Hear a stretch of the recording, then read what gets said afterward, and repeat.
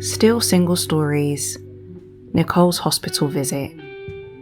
Moses is in hospital in critical condition, Georgia said. Oh, Nicole responded. Maybe you should consider visiting him. I've been praying and... Nicole began to tune out after Georgia said the word visit. She didn't really know what to say. Normally, when you hear that someone you know is in hospital, in a critical condition, your reaction wouldn't be, oh. It would be shock and concern. They say your first reaction is usually your truest reaction. Nicole had not spoken to Moses in over 6 months following their breakup. Their breakup can only be described as a moment when you pull that one Jenga and the tower comes crashing down. Jenga towers aren't the stablest, for they're built on stacks of blocks that lay together awkwardly. And in some ways, you pull 1 block or 2 blocks, and it's only a matter of time before that 1 block sends the whole tower tumbling.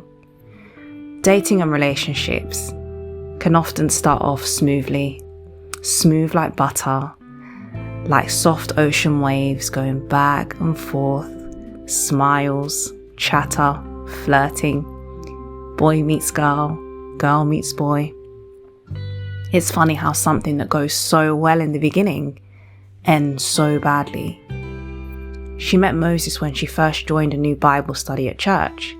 He sat across from her in the kitchen where the group would hang out until everyone arrived. She liked how friendly he was and kind. She liked that he had his own business in Gambia, selling office supplies to big companies. His humility was refreshing, unlike most guys who love to boast about how entrepreneurial and rich they are, with Gucci belts and Prada shoes to prove it. Most of all, she loved his honesty.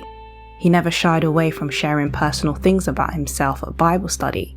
He was confident in his past and in his shortcomings and difficult family upbringing. And little did she know that what she loved most about Moses was not his true nature. He wore a facade throughout their whole relationship.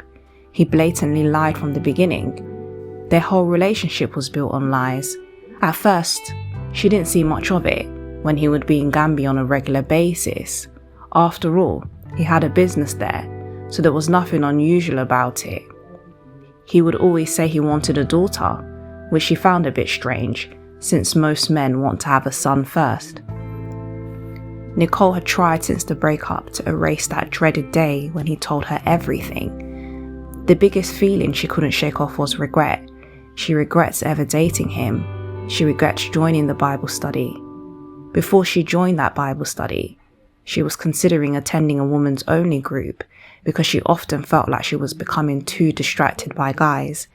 She didn't want to spend her whole life wondering if this guy liked her or if that guy liked her. You know, the reading into everything that women do when interacting with guys.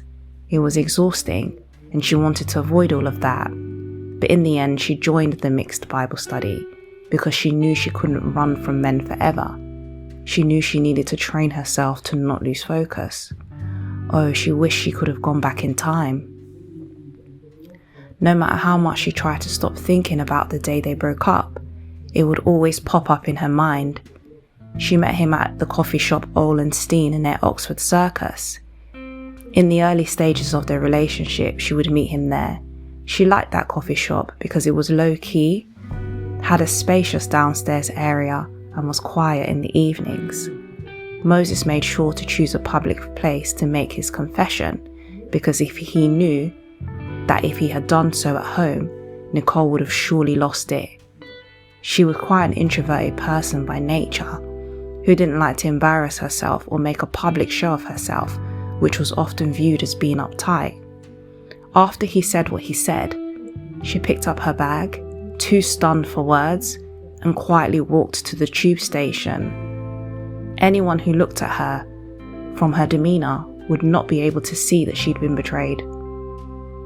It was interesting how human beings, we can look okay on the outside, but on the inside, there is chaos and confusion bubbling within us. And that was the last time she saw Moses. That dreaded day, the day he told her he was married and had a son. His wife fell pregnant at 17, how he was forced to marry her, blah, blah, blah. She couldn't believe it. He was a married man. In fact, had been married for 10 years with a full-blown 10-year-old son. She felt sick. So when she got the call, she struggled to have compassion for him. Of course she hoped he would recover, but felt nothing else. She definitely didn't feel the need to visit him in hospital, but since the call, she was not feeling her usual self. She couldn't work out if it was the Holy Spirit directing her to go, or resurfaced trauma from her relationship with Moses.